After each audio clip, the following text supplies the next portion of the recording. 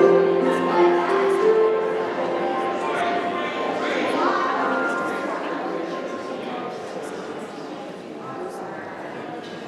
morning, friends. It's one of my favorite days in the liturgical calendar. It's Picnic Sunday. Love it. Okay, and Catherine, so for the last couple of years, Peter Muirhead and Ellen have organized a picnic, and it all just goes on behind the scenes. I think there's like about 25 people that have stepped in to replace Peter and Ellen for this picnic, including Catherine, who's going to ask some important questions about numbers. Because we haven't done this for a while, we are cooking beef burgers, veggie burgers, and hot dogs. We want just a rough number so we know how many to start putting on the grill. So if you're staying, how many people would like veggie burgers? 1, 2, ish, okay. And how many, oh, I saw one there, okay. And how many would like hot dogs?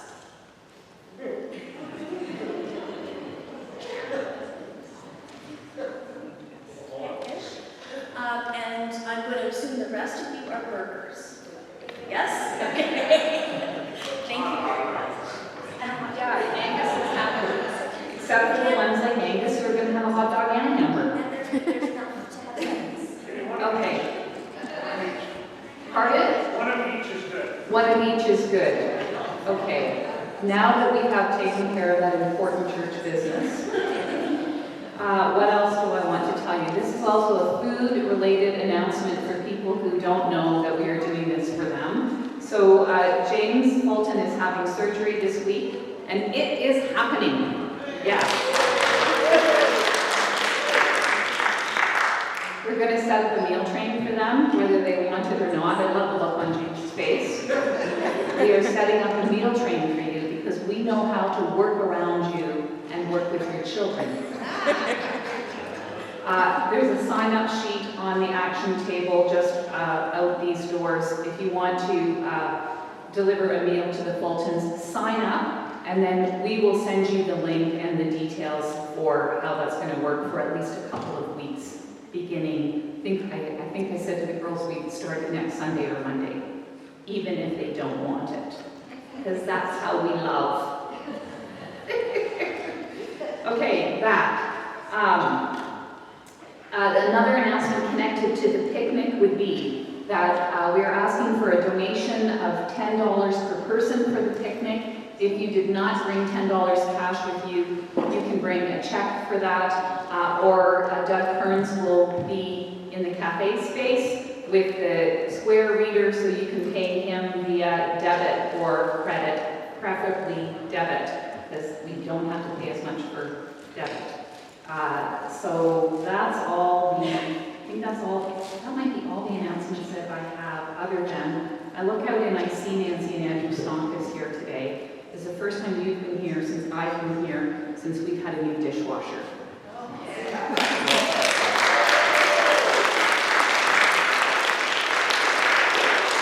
Huge thank you to you for your donation towards that dishwasher. We would not have it. Well, we would have found something to do. Thanks for the prayers.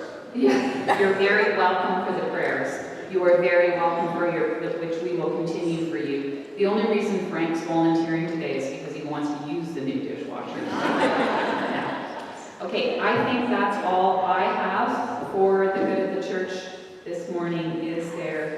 I have another little note just to say thank you to Julian and to Catherine Ferris and to Wade for last week. So that Charlotte and I could be at the regional meeting. We really appreciate that support from you. And then I think that's it. Okay. All right.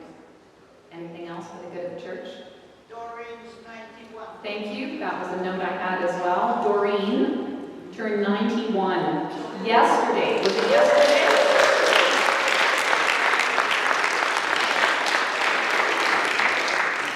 And she's still volunteering in the thrift shop and in the kitchen and, we should all be so blessed to be in that kind of condition at 91, Doreen.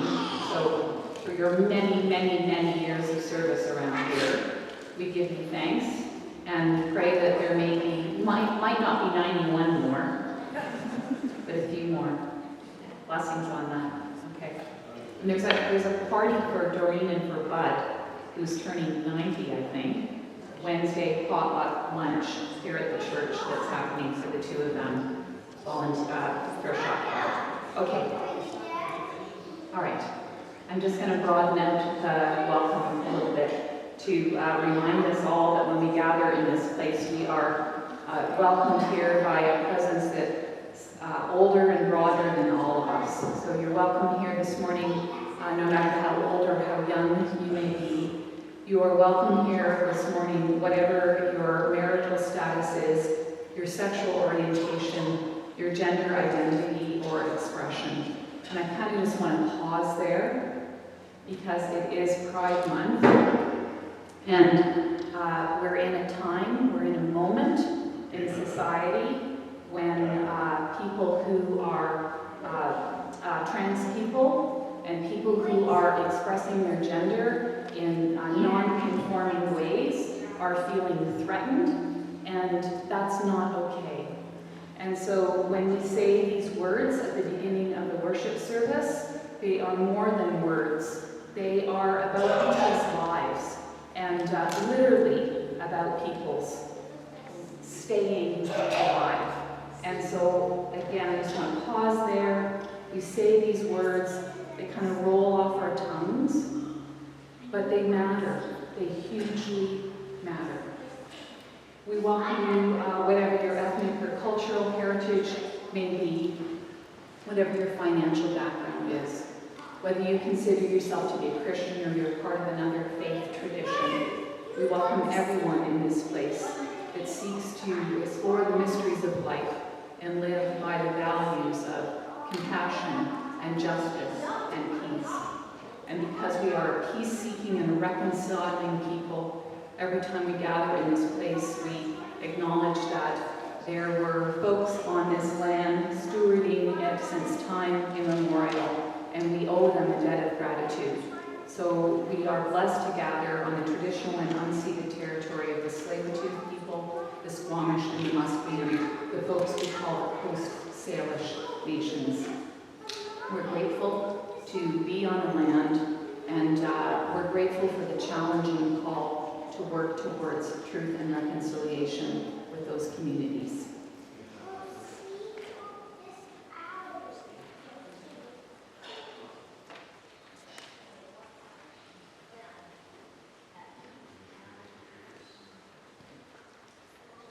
I invite us to look around, see the faces of those we know and love, neighbors and friends, sisters and brothers, partners and parents,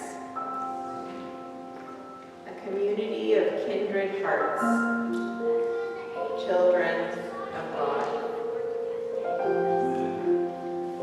Look around and see the faces of those we hardly know.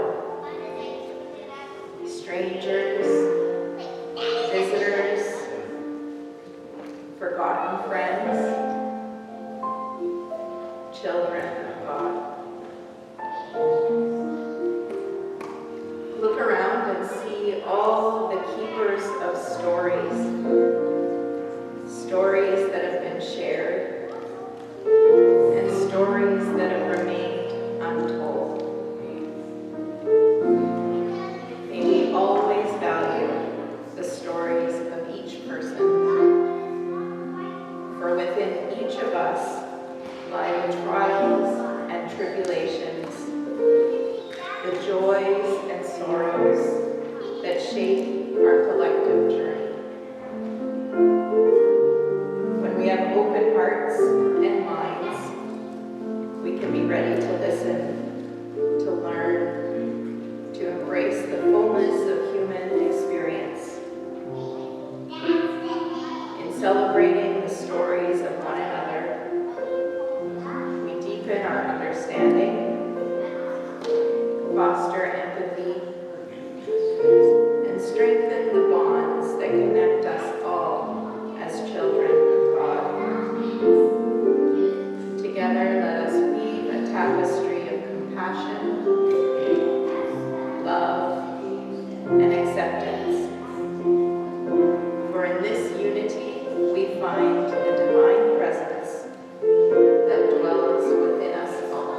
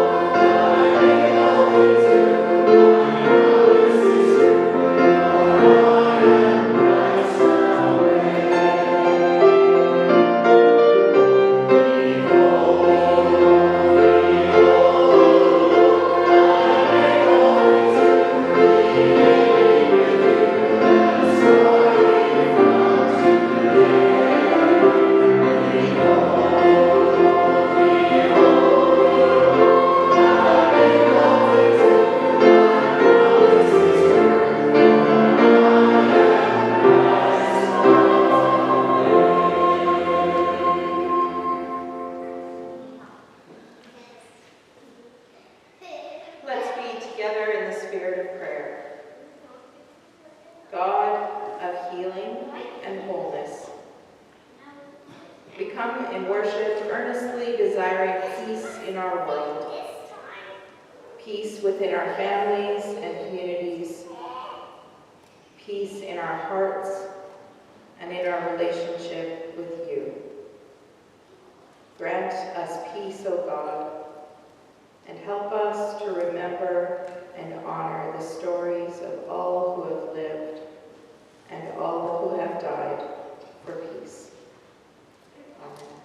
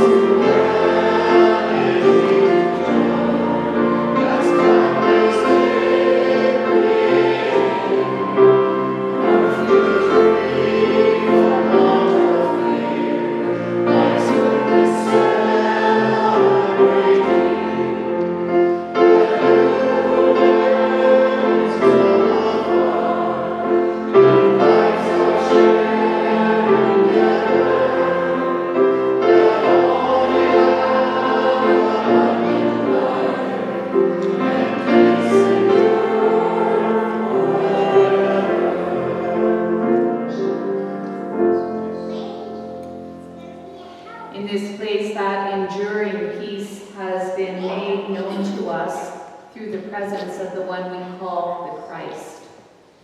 We believe that that peace that Christ brings is within and among all of us. It's a forgiving and a reconciling and a transforming and a very powerful kind of peace. And so I invite you now to turn to those around you, to give a bow or a handshake if a hand is held out to you, a hug if you have permission, and share the peace of Christ that is with us all.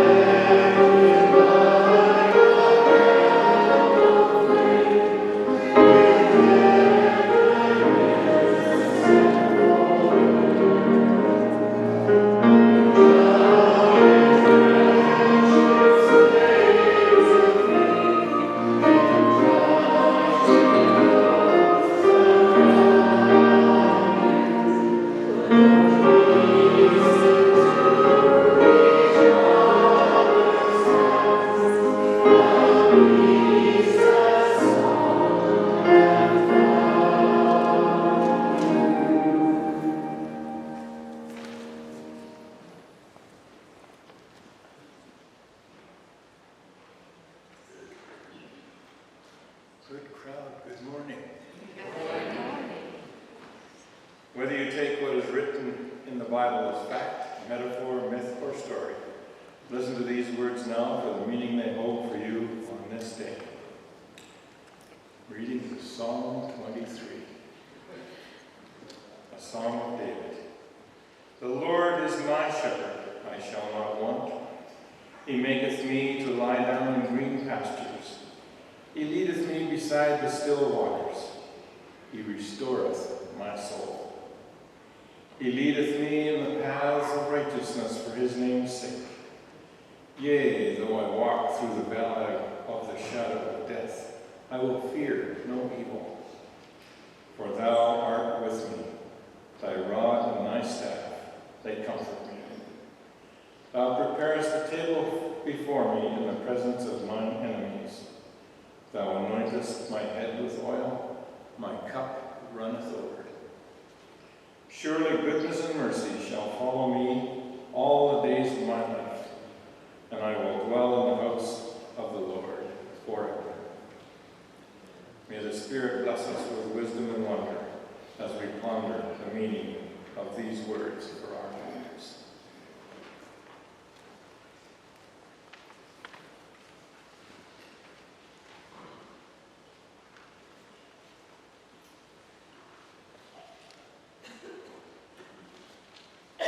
So when I decided, or when we talked about me talking about my trip today, I thought, oh, I can just talk. I don't need to write anything down, even though, I like to have things written down. But then I decided that I'd probably talk for hours and hours and hours, and you'd never get your burgers. So I have written down what I want to say so that I will, normally I don't have this problem of going on and on, but I needed to keep it concise today. So, do you remember when you were in elementary school and you had to write a daily journal for class? I know I always had to. What I did on my summer vacation. during your journal time, usually at the beginning of September. Well, I feel a little bit like that today. So, what I did on my Italy vacation by Carla Wilkes. Captain. Oh, Dad, thanks for the correction. Captain the Reverend Carla Wilkes. Yeah, And we right. it was a vacation, really. Yes. Oh, yes. I actually put vacation in quotes, and I meant to do air quotes. Vacation. When I arrived in Italy, we arrived in Rome, and then soon after we flew to Sicily.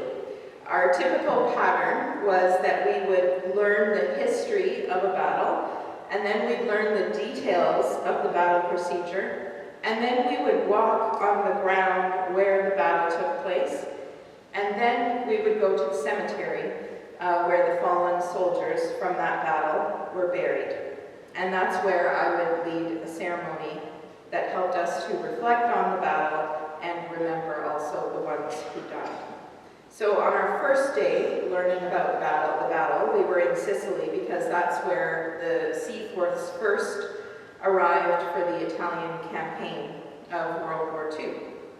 So we walked on the very beach where they arrived. We put our toes in the same waters that they jumped into as their boats approached the beach for the first time. Since I've been home, people have been asking me, "Did you have fun? How was your vacation?" And my response has usually been, it was an incredible experience and one I will never forget.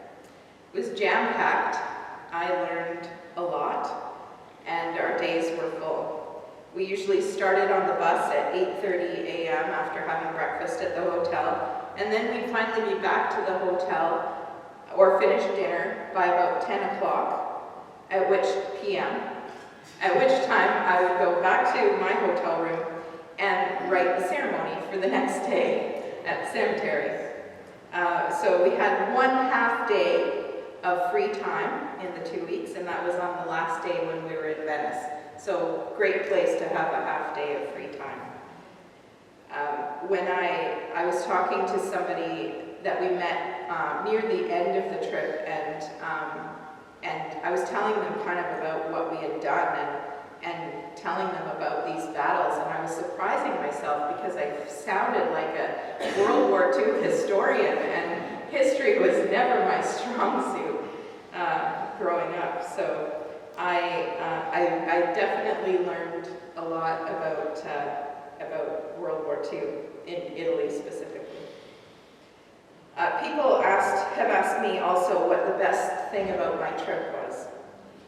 And I have a few different answers for that one, but I'll start with a story.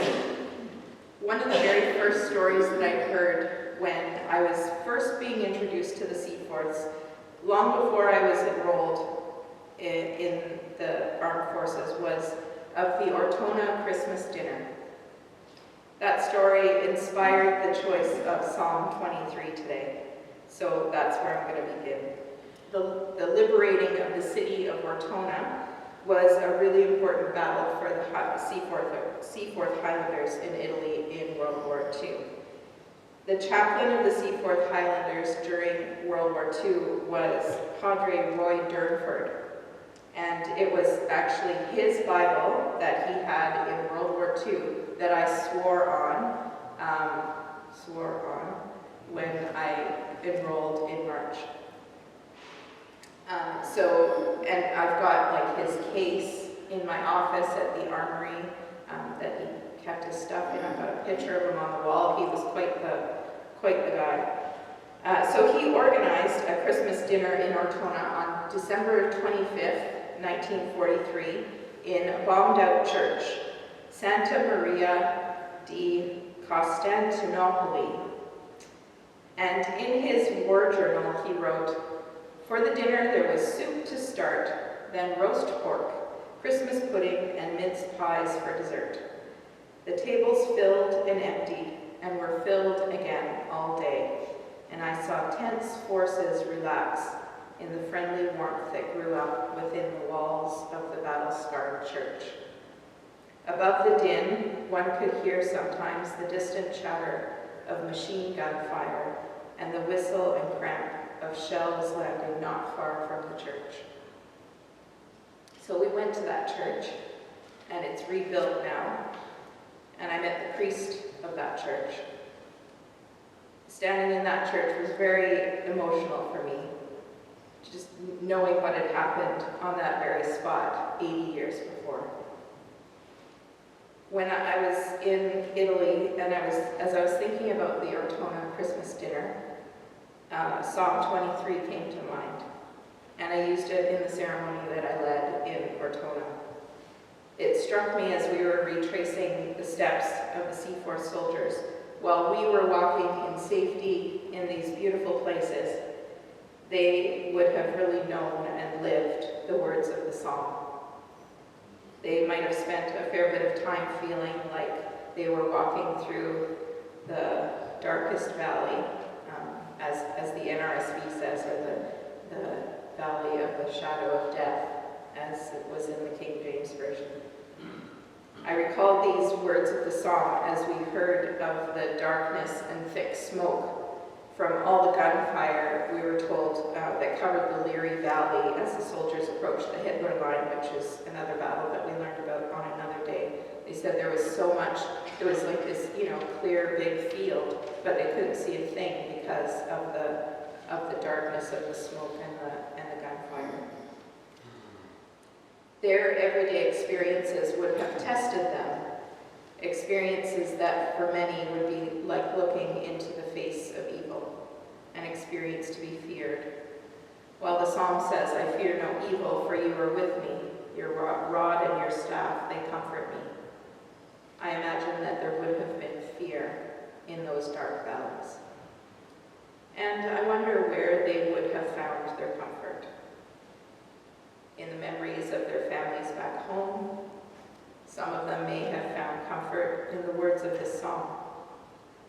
Some of them may have found comfort in the shared experiences and friendships that they had formed with their new fellow comrades. In Italy, we heard stories of Canadian soldiers helping out Italian families by bringing them food. I wonder if helping others would have been a source of comfort for some of them, as they comforted others. I wonder if for many of them, finding comfort in the normal things of life was something that kept them going. Perhaps having a traditional Christmas meal to mark the occasion of Christmas, just as they might have had at home with their families, maybe brought comfort to these troops. And that Christmas dinner has become a symbol of civility amid the horrors of war. Psalm 23 states, "You prepare a table before me in the presence of my enemies. My cup overflows." I'm sure that I won't read this psalm again.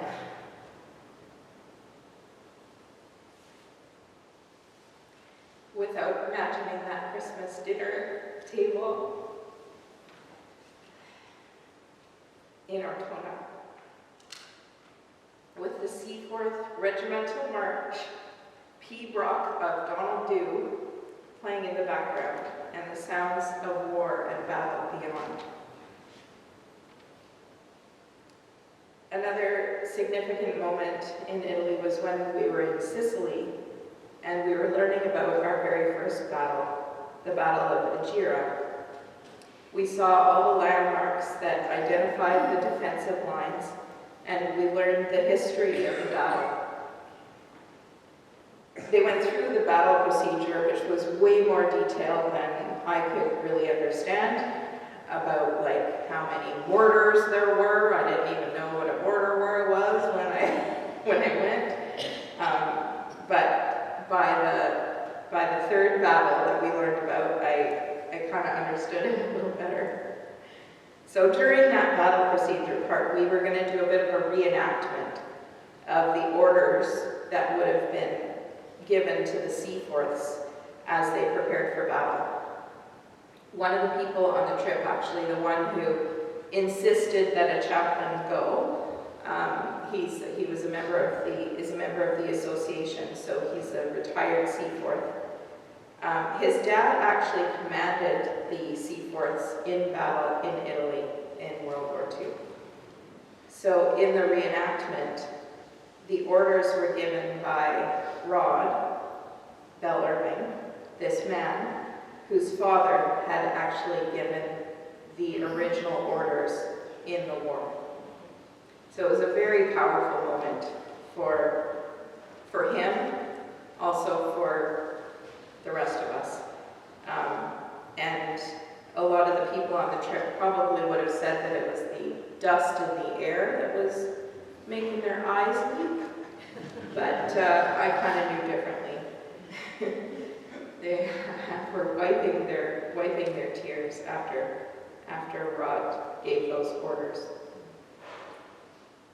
One of the days when we retraced the steps, we climbed a mountain.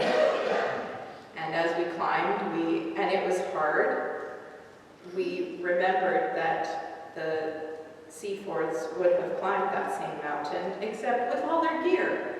We were just, maybe had a water bottle. That was it. Another day, we walked down into a gully, as they would have done on their way up the other side to another objective, and they had to cross a river at the bottom, which for us was supposed to be a little trickle at that time of year. But as you may have heard, there was flooding in Italy, in the north, but more rain than usual in the rest of Italy. So the little trickle was about 20 feet across and thigh deep. And the riverbanks were about this much slippery mud. So, but we needed to cross to continue on our journey. So off came our shoes and socks, and for some people, their pants too. Not something I was wanting to see in Italy, but and then actually the younger serving members, they kind of formed a line across the river and helped us across. So helped the rest of us old people across. And actually, I was sort of like one of the young ones on the trip. So there were some 75-plus-year-olds going through this river. So it was nothing. So our river crossing was nothing compared to what they would have had to do 80 years ago. But things not going as planned was very appropriate, as that would have happened then as well. The best laid battle plans, as we learned, often had to be adjusted at the last minute. As many of you know, I was a little nervous before I went about the ceremonies that I had to do kind of on the fly in the cemeteries. I wasn't sure what they were going to look like or what was expected of me. But apparently Nancy was right when you blessed me on my way. And I did have everything I needed, and your prayers and good wishes certainly helped as well. The day before I left was Sunday, and actually Mary Sparks, her dad was here, and he's a minister. I was chatting with him, and I felt, sometimes you just feel like God is working in all sorts of places, and that was a moment when I was talking to David Sparks, and he's a padre for the Legion in Summerland, and he said we were talking about Remembrance Day ceremonies that he had done and stuff, and he said, I came across some poetry that I found really helpful, some poetry written by vets from World War I and II, and because we're not really supposed to do like a Christian service. It has to be fairly broad. And so he said, so I've used poetry in these services before. So I went home Sunday afternoon and I Googled all sorts of war poetry, And actually, that's what I ended up doing in the ceremonies, was I used a poem for part of it that was, and I found one that was all about Sicily for the first ceremony, and then I found one that kind of fit with the theme that I was doing for the next one, and it just was very perfect and wonderful. So I sent David an email and thanked him very much for the idea. And it felt like it was a little brilliant moment of inspiration. So one of the ceremonies that people found most meaningful was the day after we learned of a battle in Casino. And it was a particularly devastating battle for the Seaforths. 48 of their soldiers died on one single day, May 23rd, 1944. I had taken a spreadsheet with me with all the names of the Seaforths who had died in Italy, and it had their dates, their death dates, and which cemetery they're buried in, and even sometimes their parents' names, and even the grave marker location as well. So I assigned each one of the soldiers who died that day in the battle we had just learned about to each of the 30 people that were on the tour with us. And then I kind of matched names as well as I could. So there was a guy whose last name was Pearson, and then there was a soldier who died whose last name was Pearson. So I kind of matched those up. And William got William, and Robert got Robert. And then I also gave them the location of the gravestone. And then during the ceremony, I did a roll call, called out the soldiers' names, the deceased names, and then each person who was assigned said present. And then after the ceremony, they were invited to find the gravestone of the person whose name they had, and they put a Canadian flag in front of it. And it was they told me after how powerful a moment that was to really feel like they were connected with that particular soldier, even though they didn't necessarily know their story. I also think that your prayers and good wishes followed our trip and blessed us on the way, because a few things happened that had very fortuitous timing for us. The day after we flew back from Sicily to Rome, the volcano in Sicily, Mount Etna, erupted, causing the airport to close, so we would not have been able to fly out for 2 more days had that happened before we left. Also, the flooding in the north, when we arrived in Italy, all the highways were closed that we needed to drive on, and all the places we were going to go were closed because they were flooded. And by the time the next week, we were going there the second week, by that time, the second week came around, the water had receded, and everything was open again, and we were able to go. So that felt very, we felt quite, I called it blessed. They said, oh, we're so lucky that happened. So, along the way, we were very honored to meet Italian people who remembered the Canadians who brought them food or gave them candy or saved their lives, many of them being children 80 years ago.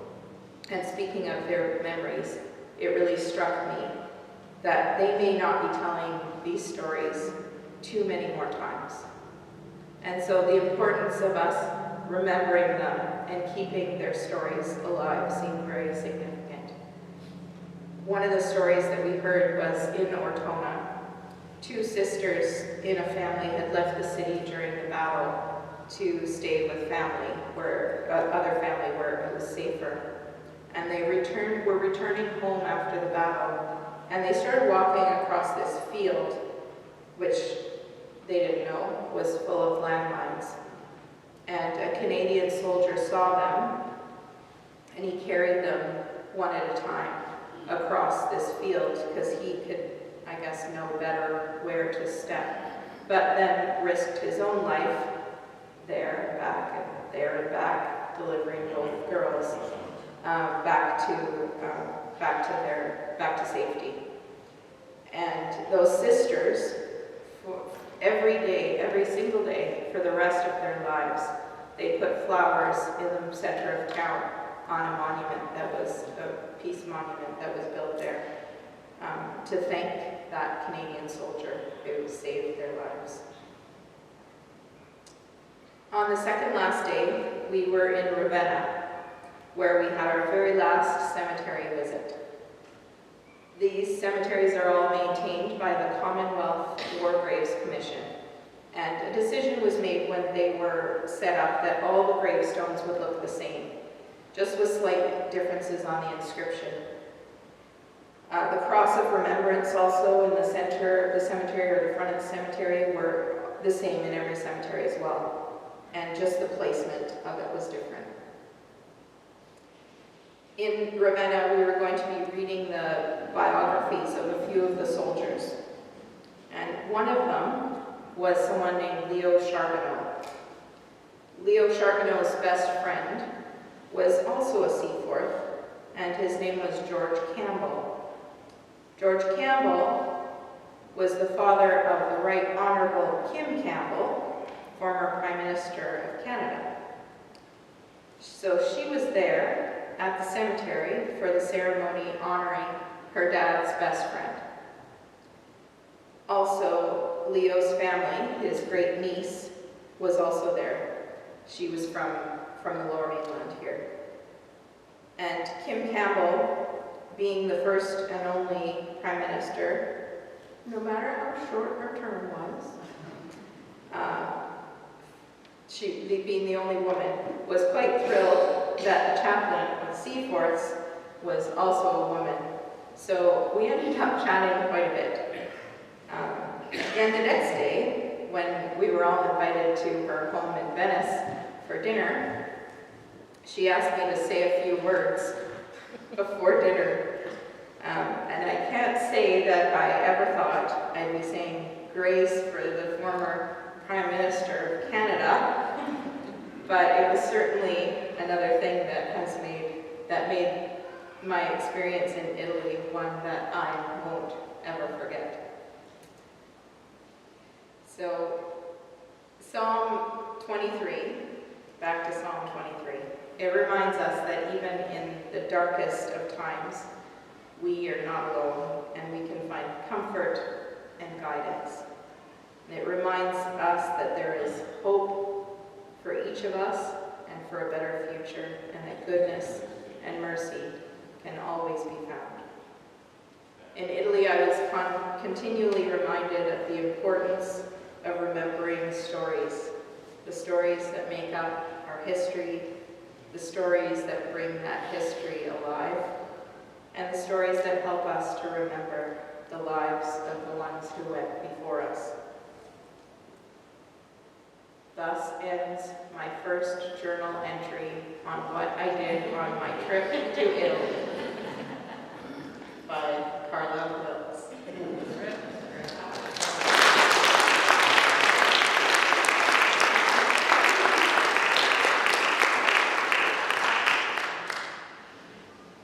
And I have lots of pictures, which I'd love to share with you sometime.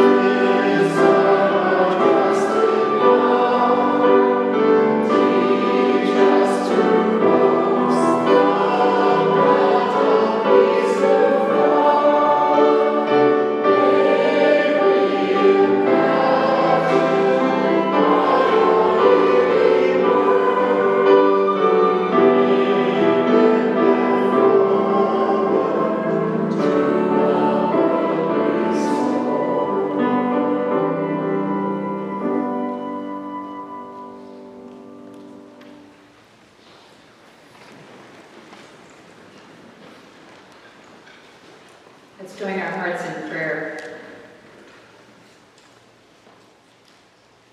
Source of life and mystery beyond our knowing, you are as vital to us as our very breath, a source of strength in times of trouble, a promise of peace with justice for our world when all seems lost.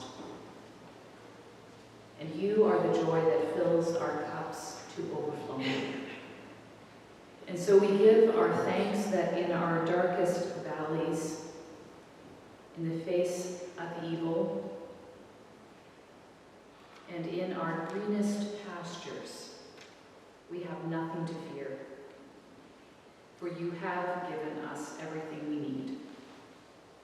Not only your constant presence, but the companionship of friends along the journey to help us shoulder the burdens of this life. You have given us courageous ones to fight for freedom, even unto death, and dear ones to share with us the wonder and beauty of life itself. You have given us stories to cherish, to remember, and to share. Keep shepherding us. Keep shepherding us in our world into healing and grace, compassion and care, into greater understanding of ourselves and our neighbors, into justice and reconciliation. Keep shepherding those working on the side of peace, and those who continue to be impacted by our violent ways. Shepherd families and individuals who have fled their homes and livelihoods due to political unrest. Bring them your strength and your comfort. And gather together those who stand in aggressive opposition to each other. Bring peace to Ukraine and Russia, Israel and Palestine, and to all places of conflict. Gather those who seek refuge and asylum. Gather the street entrenched in our own cities and neighborhoods. Gather those impacted by racial, gender, and identity-based violence. Gather us. Gather us along with our Indigenous neighbors. Knit us back together. Gather our planetary home, that we might treat her with greater respect, awe, and tender loving care.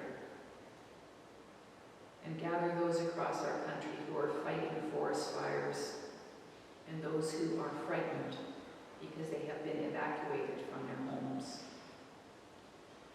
Gather and empower us to be your people of friendship, justice, and peace. Shepherd those from our own fold in need of healing, strength, and perseverance. Continue to be with Pat Wall as she recovers from surgery, and be with James as he prepares for surgery this week. Walk closely with Bill and Meg's son-in-law, Sanjay, and his family as he faces the end of his life. Continue to be a source of peace and strength for Faye Butterfield, for Andrew and Nancy, for Emmy Pettigrew, for her family, for Alan Johnson. Surround those who are grieving with your compassion and care, especially Rebecca Gabriel, whose father died this week, and the Wilkes family, who has sustained the loss of Morgan's cousin, Russ. Anoint them with your grace. Be with all those we name now before you, out loud or in the silence of our hearts.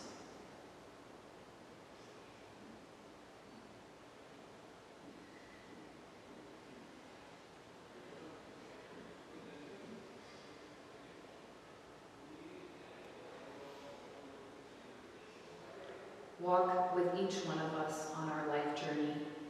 Shape us and form us in trust, hope, and peace. We ask in the name of the one we call the Good Shepherd. Amen. You may have noticed when you came into the sanctuary this morning that there are a number of beautiful prayer shawls that have been laid out on the front couple of pews here. There is also wool for those of you who may feel called to knit some prayer shawls. And we're going to bless these prayer shawls together now. And then if you know of someone who might benefit the blessing and the comfort of one of these shawls, you are welcome to take them, to take one or more than one if you know of people that need them, and to pick up blessing for them and to write for them. He did not need to slam that. It's okay, Vince, we know. He's shutting out their noise from us, not likewise.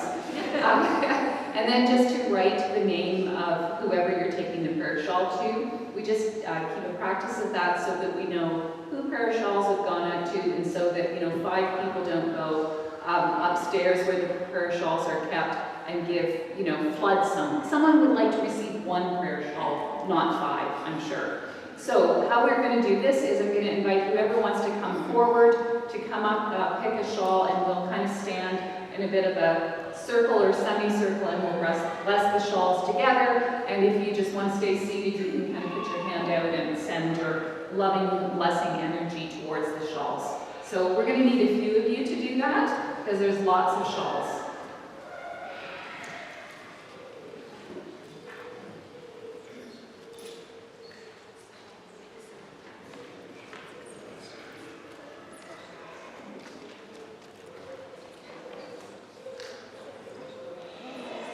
While you're doing that, I'm just going to acknowledge Judy Frey, who has taken on responsibility for the prayer shawl ministry.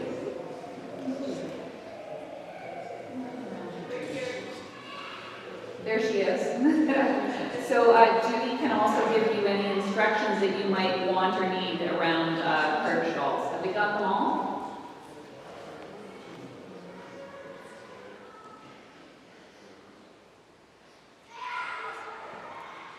Danny, can you maybe just shut the doors and so that the children continue to be as loud as they want to be and we don't necessarily hear all of their joy? Okay, and we're going to bless these shawls with the words on the blessing that we give to people when they receive the shawls. May God's grace be upon these shawls, warming, comforting, enfolding, and embracing. May these mantles be a safe haven, a sacred place of security and well-being, sustaining and embracing in good times as well as difficult ones. May the ones who receive these shawls be cradled in hope, kept in joy, graced with peace, and wrapped in love. Blessed be. Amen. Amen. Thank you. So you can now put them back or take them if you're taking them. And again, just a reminder to tell us who you are taking them for. And I am going to invite your offerings for the wider blessing of this community, both the life and work of this congregation in this community and the life and work of the church beyond this place. Now I'm going to need at least some of you who are walking back to your seats to come up and get some offering plates.